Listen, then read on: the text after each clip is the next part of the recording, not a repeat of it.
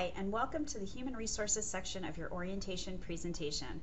My name is Fern Hernberg, and I'm the Director of Human Resources Operations.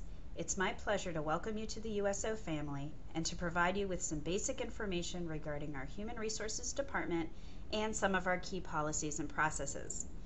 For this section of the orientation program, it may be helpful to have your employee handbook in front of you. If you don't have it handy, that's fine. I'll be making certain references to the handbook that you can check out later on.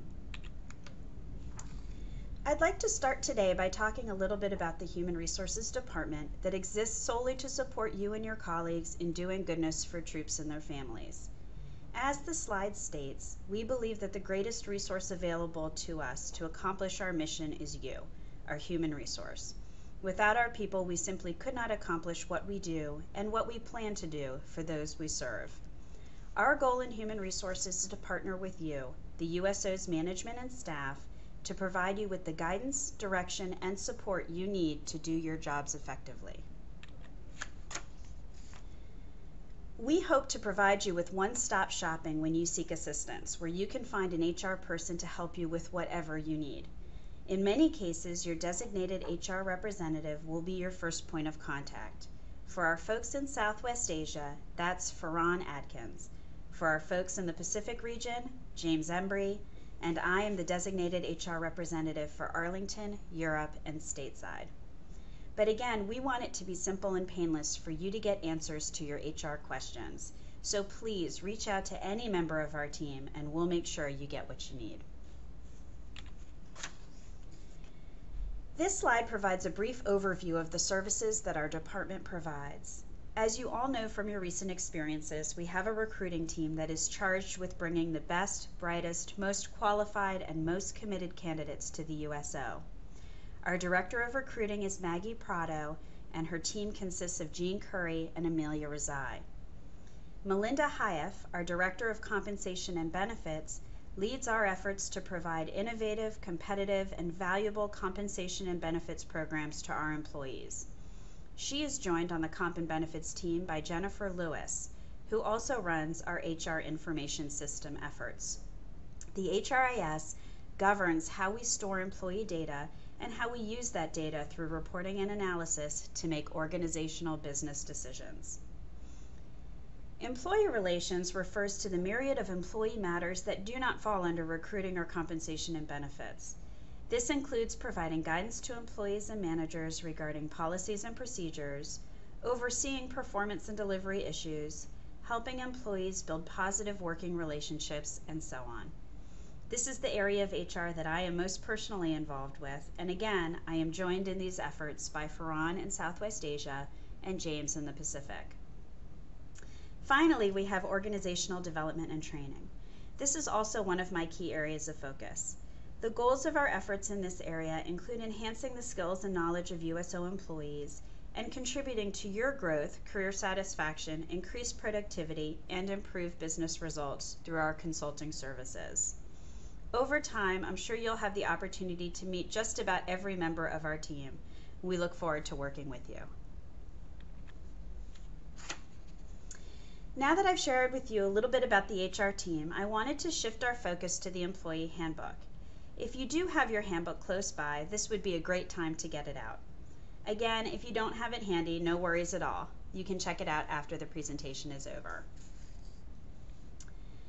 Before we go any further, let's talk for a moment about what the handbook is and what it is not. The handbook is not designed to be a comprehensive policy manual.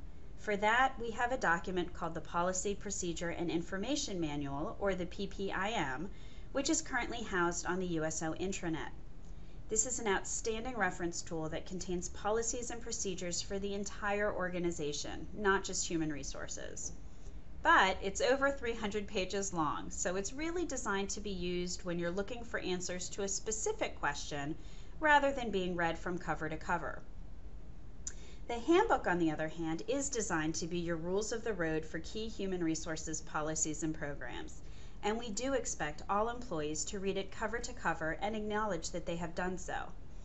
The handbook covers the rules of the road of employment with the USO, and it contains the policies and programs that are designed to create and protect the kind of healthy, productive, and respectful working environment that I think we all want to enjoy. All of the policies in the handbook are important, and again, you'll need to read all of them as you get started with us here at the USO.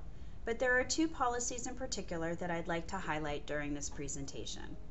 The first one is our Code of Ethics and Business Conduct. For those of you following along in your handbook, this section is located on page 4. In a nutshell, the code states that the USO is committed to the highest standards of ethics and business conduct in all of our operations worldwide.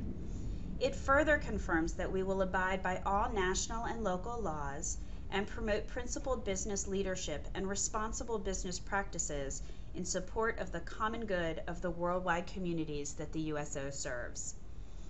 As employees, we are all required to comply with U.S. laws and regulations applicable to conducting business inside and outside the U.S., in addition to the applicable laws and regulations of the country or countries in which we operate or are conducting business, regardless of whether those laws are enforced in practice and regardless of whether that violation may be subject to public criticism or censure.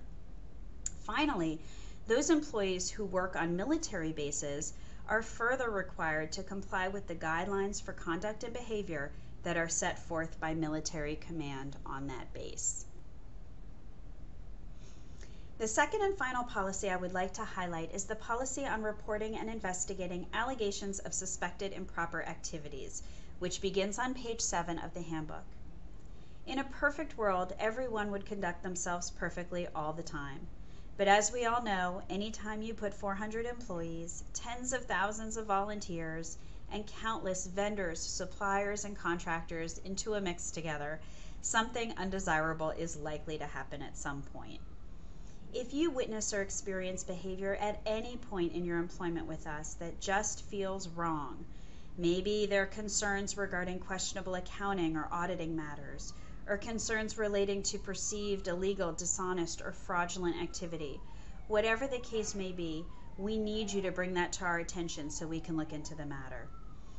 You can do this in any number of ways. You can go to your direct supervisor, anyone in your chain of command, or any member of USO leadership, all the way up to and including any regional vice president, senior vice president, or Sloan Gibson. You can come to any member of the human resources team. Or, if none of those options feel comfortable for you, you can use Ethics Point, an independent third-party provider that we have contracted with to provide confidential and anonymous reporting services. With Ethics Point, you can file a report, again, confidentially and anonymously, either online or by phone, 24 hours a day, 7 days a week. There are even translation services available, just in case English is not your preferred language. Once received, reports from the system are directed to appropriate USO representatives for review and investigation. Again, the most important thing is that if something questionable is going on, we need to know about it so that we can investigate and appropriately address the matter. Hopefully, this is something that you'll never have a reason to use, but just in case you need it, we want you to remember that this resource is here for you.